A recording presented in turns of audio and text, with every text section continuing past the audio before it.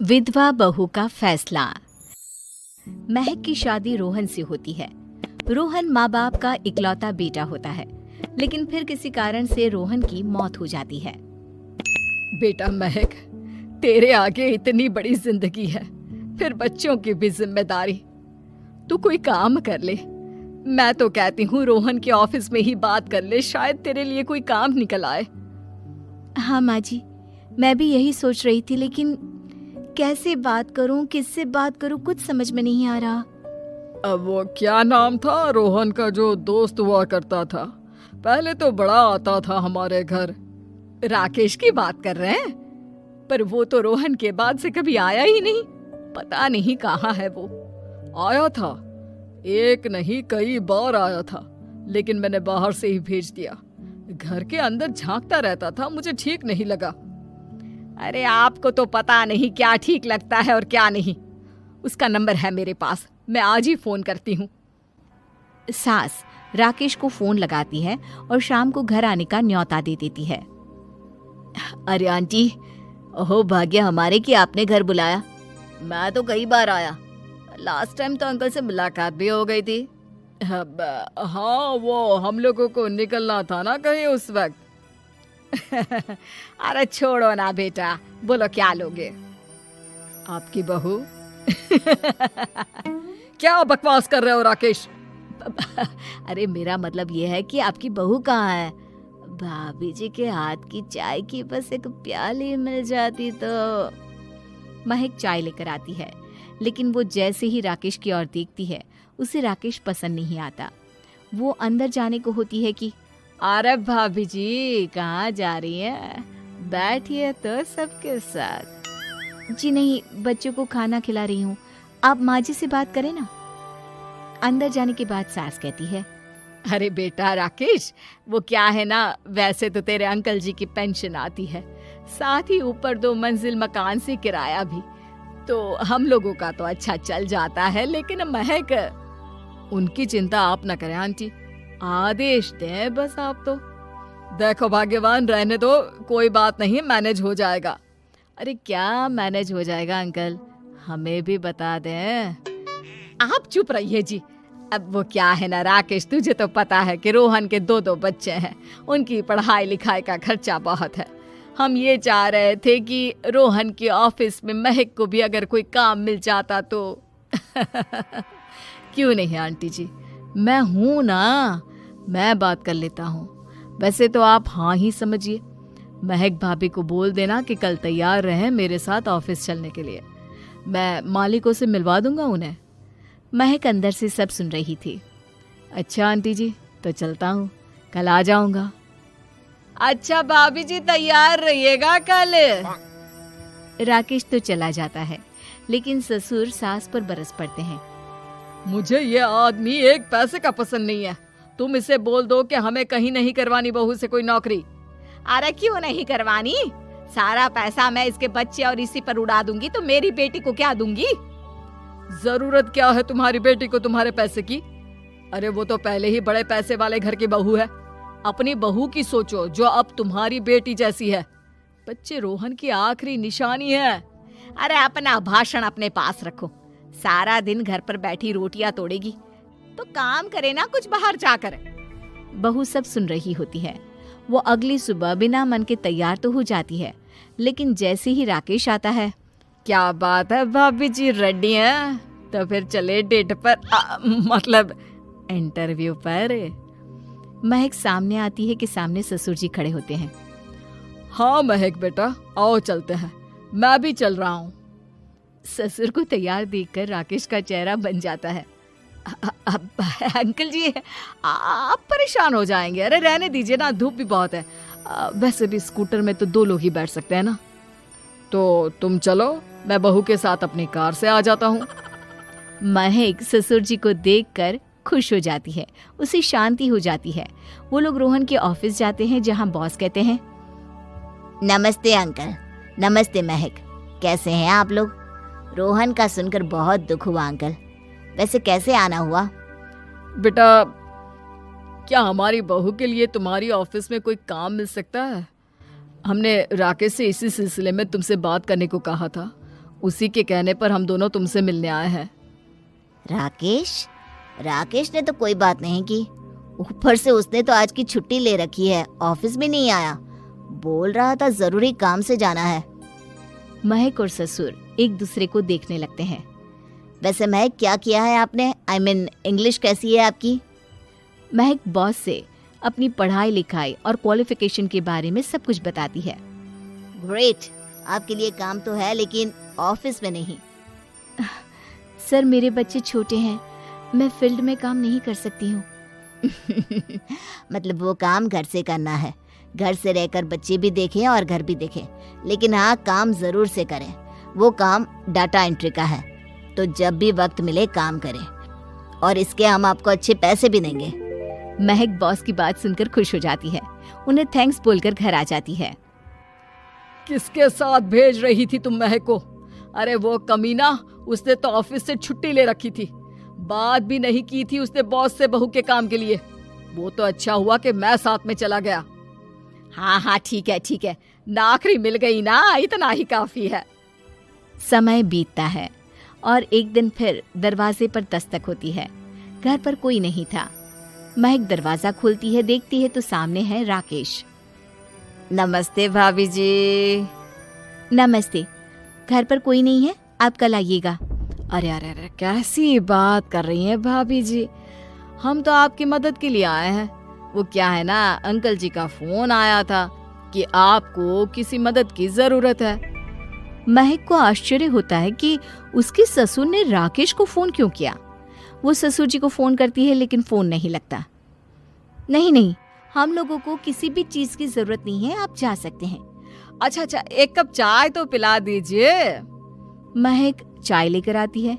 चाय पीने के बाद, रोहन मेरा बहुत अच्छा दोस्त था, उसने मुझसे कहा था कि वो रहे ना रहे, उसके घर वालों का, खास करके आपका ख्याल मुझे ही रखना है, तो मैं कल फिर आऊंगा भाभी जी। नहीं, माता पिताजी है नहीं, वो 4-5 दिन बाद आएंगे। आप उन लोगों के आने के बाद ही आइएगा, मुझे ये सब ठीक नहीं लगता। अरे छोड़िए ना भाभी जी, लोगों का तो काम है कहना। मेरा मतलब है वो तो बोलते ही रहेंगे। आता हूँ मैं कल। महक को अब गुस्सा आ जाता है। हमेशा शांत और मधुर बोलने वाली महक पहली बार जिंदगी में फैसला लेती है, और फैसला होता है राकेश को सबक सिखाने का। बड़े बेशर्म हैं आप, किसने कहा आपको कि आप आए? अरे भैया, साफ साफ बोला ना कि नहीं जरूरत है किसी की मदद की, मैं अकेले सक्षम हूँ अपना घर संभालने के लिए। आज आखिरी बार बोल रही हूँ, इस घर की तरफ आंख उठाकर भी देखा ना तो देख लेना, वरना पुलिस के हवाले कर दूंगी। निकलो यहाँ से, या धक्के मार कर निकालूं। पुलिस का नाम सुनते ही राकेश वहाँ से 9-2-11 हो जाता है, और महक को अपने फैसले पर गर्व होता है। तुझे भरोसा नहीं ना, तो फिर जा अपने कमरे में जाकर देख, तेरे पलंग के नीचे तुझे तेरी माँ की हड्डियाँ मिलेंगी। प्रभात दौड़कर अपने कमरे में जाता है और अपने पलंग के नीचे देखता है। वहां पर सचमुच एक कंकाल पड़ा हुआ था, और उसके शरीर पर जो कपड़े थे वो प्रभात की माँ के थे। क्या बात है, आज तो आप सुबह से ही बहुत बिजी हैं। ऐसा क्या लिख रहे हैं? बस एक फैमिली की कहानी लिख रहा था। जैसे हमारी फैमिली है ना, तुम, माँ और मैं, लेकिन थोड़े अलग तरीके से, क्योंकि ये कहानी हॉरर है और इसमें जो आदमी है ना, मैंने उसकी बीवी को मार दिया है। मतलब कहानी में ऐसा लिखा है। और जानती हो, उसके बाद जो बीवी है ना, वो एक बुरी आत्मा बन जाती है। क्या बेटा, इस तरह की डरावनी कहानियां क्यों लिखता है तू? जानता है ना, हम जो सोचते हैं, जो लिखते हैं, हमारा दिमाग पूरा दिन वैसा ही होता रहता है। माँ, परेशान होने वाली क्या बात है, राइटर हूँ मैं, मेरा तो काम है कहानियां लिखना। और वैसे भी ये सिर्फ एक कहानी है माँ, कोई सच नहीं है। उसके बाद कुछ दिन बीत जाते हैं। एक रात प्रभात को अपने ऑफिस से लौटने में देरी हो जाती है। रात के लगभग 12 बजे हुए थे। प्रभात जैसे ही अपने घर पहुंचता है, उसने देखा कि उसकी पत्नी दुर्गा डाइनिंग टेबल पर उसका इंतजार कर रही है। आ गए आप? कब से आपका इंतजार कर रही थी। देखिए ना, खाना भी ठंडा हो गया है। अरे दुर्गा, आज तुमने अपने इतने लंबे लंबे बालों को खोलकर क्यों रखा है? तुम तो हमेशा अपने बाल बांध कर रखती हो। वो क्या है ना प्रभात, जब इंसान अपनी जिंदगी से मुक्त हो जाता है ना, तो उसे दूसरे सारे बंधन खोल देने चाहिए। इसलिए मैंने अपने बालों के बंधन भी खोल दिए। ये तुम किस तरह की बातें कर रही हो? तुम ठीक तो हो? मैं बिल्कुल ठीक हूँ प्रभात। अच्छा चलो खाना खाओ। वो क्या है ना दुर्गा, मुझे भूख नहीं है, ऑफिस में कुछ खा लिया था। कोई बात नहीं, मैं तुम्हारे लिए एप्पल काट देती हूँ, एप्पल खा लो। नहीं दुर्गा, मुझे नहीं खाना है, मेरा मन नहीं है यार। तभी अचानक से दुर्गा अपने हाथ में एक बड़ा सा चाकू लेकर प्रभात पर हमला कर देती है। प्रभात अपने आप को बचाने की कोशिश करता है। आज मैं तुझे नहीं छोड़ूंगी, तुझे अपने साथ लेकर जाऊंगी अपनी दुनिया में। ये क्या बोल रही हो तुम? तुम्हारा दिमाग खराब हो गया है। आखिर तुम हो कौन? दुर्गा अपनी गर्दन टेढ़ी करते हुए बोलती है, मैं दुर्गा हूँ, तुम्हारी पत्नी। ध्यान से देखो मेरी आंखों में। प्रभात बुरी तरह से डर जाता है और घबराहट में वो चाकू अपनी पत्नी के पेट में मार देता है। उसकी पत्नी की वहीं के वहीं मौत हो जाती है और उसकी चीख की आवाज सुनकर उर्मिला दौड़ते हुए बाहर आती है। ये तूने क्या किया प्रभात? तुमने अपनी पत्नी का खून कर दिया, लेकिन तू तो उसे बहुत प्यार करता था बेटा। तूने बहू को क्यों मार डाला? माँ, ये आपकी बहू नहीं थी, इसके अंदर कोई बुरी आत्मा घुसाई थी। मैं नहीं जानता ये सब कैसे हो गया, लेकिन वो मुझ पर हमला कर रही थी, मुझे मारने की कोशिश कर रही थी। माँ, मैंने कुछ नहीं किया। ये तूने क्या कर दिया बेटा? दुर्गा ने मुझे कहा था कि वो तेरी कहानी को उस कैरेक्टर की तरह एक्टिंग करके तुझे डराने की कोशिश करेगी। अरे वो तो तेरे साथ मजाक कर रही थी। हे भगवान, ये क्या हो गया? इसका मतलब दुर्गा। लेकिन माँ, मैंने जो कहानी लिखी थी उसमें भी ऐसा ही हुआ था। उस औरत ने अपने पति के साथ मजाक किया और गलती से उसके पति ने उसके पेट में चाकू मार दिया। मेरी कहानी सच कैसे हो सकती है? माँ, मुझे बहुत डर लग रहा है। अब ये सोच, दुर्गा की लाश का क्या करें हम? अगर गलती से भी ये बात बाहर फैल गई ना, तो तुझे पूरी जिंदगी जेल की सलाखों के पीछे रहना पड़ेगा। एक काम करते हैं माँ, हम घर के पीछे वाले बगीचे में उसकी लाश को दबा देते हैं। अगर कोई पूछेगा तो कह देंगे कि उर्मिला अपने मायके गई, और फिर एक दिन हम भी अचानक यहाँ से कहीं दूर चले जाएंगे। कोई नहीं आएगा हमें पूछने, कोई नहीं आएगा माँ, बाद में जो होगा हम देख लेंगे। प्रभात अपनी माँ उर्मिला की मदद से दुर्गा की लाश को अपने घर के बगीचे में गाड़ देता है। कुछ दिन तो ऐसे ही बीत जाते हैं, लेकिन एक दिन अचानक रसोई से आ रही कुछ आवाजें सुनकर प्रभात की नींद खुलती है। प्रभात ने देखा कि वहां पर एक लंबे बालों वाली औरत दूसरी तरफ चेहरा करके खड़ी हुई थी। कौन है? कौन है वहां पर? अरे कौन हो तुम? मैं दुर्गा हूँ प्रभात। क्या हुआ? मुझसे इस तरह के सवाल क्यों कर रहे हो तुम? तुम दुर्गा नहीं हो सकती। दुर्गा तो... प्रभात, मैं तुम्हारी पत्नी हूँ, तुम मुझे कैसे भूल सकते हो? 4 दिन के लिए मायके क्या चली गई? तुम तो मुझे भूल ही गए। अब अगली बार ना मैं कहीं नहीं जाऊंगी। पता चला तुमने तो मुझे पहचानने से ही इनकार कर दिया। नहीं, तुम दुर्गा नहीं हो सकती। तुम दुर्गा हो ही नहीं सकती। मैं जानता हूँ ये सब क्या हो रहा है। मैंने अपनी कहानी में लिखा था कि उस आदमी की पत्नी की मौत के बाद एक बुरी आत्मा उसका रूप लेकर उसके घर में आ जाती है। तुम वही हो ना? और अचानक से खूबसूरत दुर्गा का चेहरा काला पड़ जाता है। उसकी आंखें लाल हो जाती हैं और पूरे शरीर पर बाल, लंबे नुकीले नाखून, उसके दोनों पैर उल्टे हो जाते हैं और बेहद डरावनी आवाज में वो चिल्लाकर कहती है, बुरी आत्मा, मेरा खून करके मुझे अपने ही घर में गाड़ कर तू मुझे बुरी आत्मा कह रहा है? मैं तुझे छोड़ूंगी नहीं। और अचानक से प्रभात के घर में बेहद डरावनी आवाजें गूंजने लगती हैं। घर में चारों तरफ बहुत सारी बुरी आत्माएं नजर आने लगती हैं। प्रभात घबरा कर अपनी माँ को आवाज देता है, माँ कहाँ है आप? जल्दी आइए माँ, देखिए ना ये सब क्या हो रहा है। प्रभात ने देखा कि अचानक से उसकी माँ कमरे से दौड़ कर आती है। क्या हुआ प्रभात? और ये लोग कौन है? इन सब की गर्दन टेढ़ी क्यों है? इनके बाल खुले हुए। प्रभात, ये सब लोग तो मुझे मरे हुए नजर आ रहे हैं। हाँ माँ, ये सब लोग मरे हुए ही हैं और ये ठीक वैसा ही हो रहा है जैसा मेरी कहानी में हुआ था। लेकिन मेरी कहानी के हिसाब से तो आप भी। अचानक से उर्मिला का रूप बदल जाता है। वो भी एक डरावने साए की तरह बन जाती है और बेहद डरावनी आवाज में चिल्ला चिल्ला कर कहती है, मर गई तेरी माँ। जानता है, कल रात जब तू सो रहा था ना, तो मैंने उसके शरीर का सारा खून पी लिया। अब बस हड्डियां बची है उसके शरीर में। नहीं, ऐसा नहीं हो सकता, ऐसा बिल्कुल नहीं हो सकता। मेरी माँ नहीं मर सकती। तुझे भरोसा नहीं ना, तो फिर जा अपने कमरे में जाकर देख। तेरे पलंग के नीचे तुझे तेरी माँ की हड्डियां मिलेंगी। प्रभात दौड़कर अपने कमरे में जाता है और अपने पलंग के नीचे देखता है। वहां पर सचमुच एक कंकाल पड़ा हुआ था और उसके शरीर पर जो कपड़े थे वो प्रभात की माँ के थे। माँ, अब मुझे कुछ करना पड़ेगा। लेकिन मेरी कहानी में लिखा था कि माँ की मौत मेरे हाथों से होगी, पर माँ तो पहले ही मर चुकी है और वो बुरी आत्मा मुझे भी मार देगी।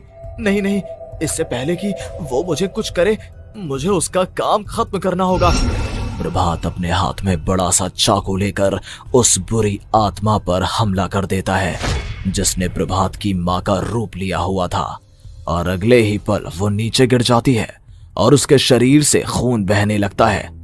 ऐसा नहीं हो सकता, एक बुरी आत्मा के शरीर में तो खून होता ही नहीं है। तो क्या सच में मैंने अपनी माँ को मार दिया? लेकिन अभी कुछ देर पहले तो फिर वो कंकाल किसका है? और ये कौन है? मैं पागल हो जाऊंगा।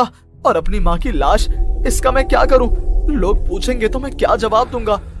तभी वहां पर दुर्गा का रूप लेकर जो आत्मा थी उसने प्रभात से कहा, गाड़ दे अपनी माँ को ले जाकर उसी जगह जहाँ तूने मेरा खून करके मुझे गाड़ दिया था।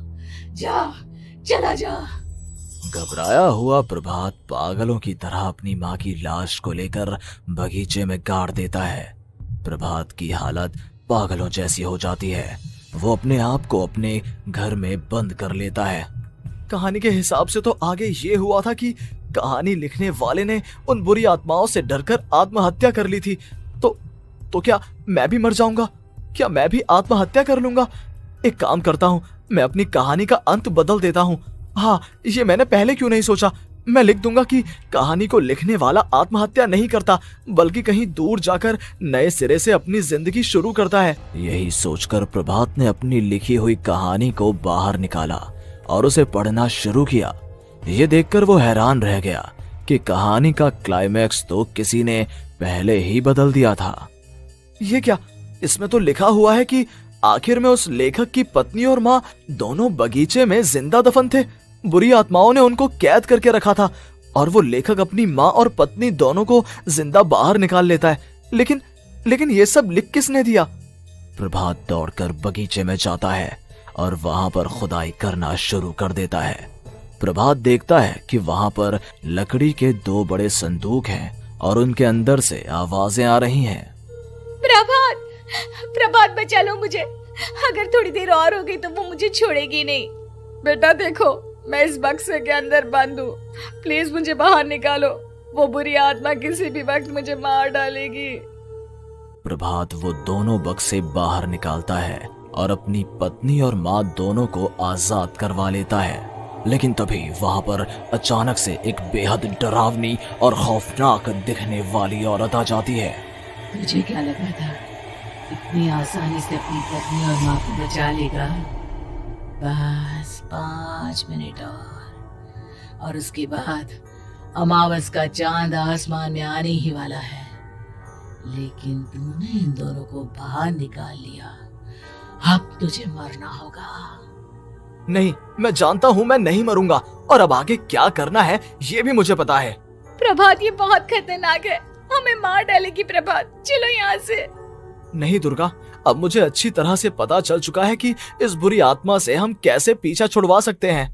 और इतना कहकर प्रभात अपने हाथ में पकड़ी हुई सिंदूर की थैली उस बुरी आत्मा के ऊपर उछाल देता है। कुछ ही देर में वो जमीन पर गिरकर राख में बदल जाती है। ये सब क्या हो रहा था बेटा? ये सब तुम्हारी लिखी हुई इस कहानी की वजह से हुआ है ना?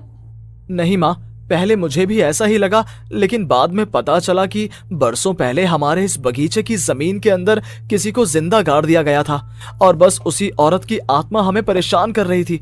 उसी ने मेरे शब्दों में जान डालकर उस कहानी को जिंदा कर दिया था। मुझे माफ कर दो प्रभात, मैंने आपकी कहानी के साथ छेड़छाड़ की थी और उसे बदल दिया था। माफी मांगने की जरूरत नहीं है दुर्गा। तुम्हारे उस बदलाव की वजह से ही आज हम सब जिंदा हैं, क्योंकि आखिर में कहानी में वो हुआ जो उम्मीद तुमने करता लिखा। हूँ आप लोग को वीडियो अच्छा लगा है। ऐसा और वीडियो देखने के लिए चैनल को सब्सक्राइब करो और लाइक कमेंट शेयर करना नहीं भूलना। नीचे का जो लाल बटन है उसको जल्दी से ग्रे कलर करो, क्योंकि आपका एक सब्सक्राइबर मेरे को मोटिवेशन करता है ऐसा वीडियो बनाने के लिए। Thank you.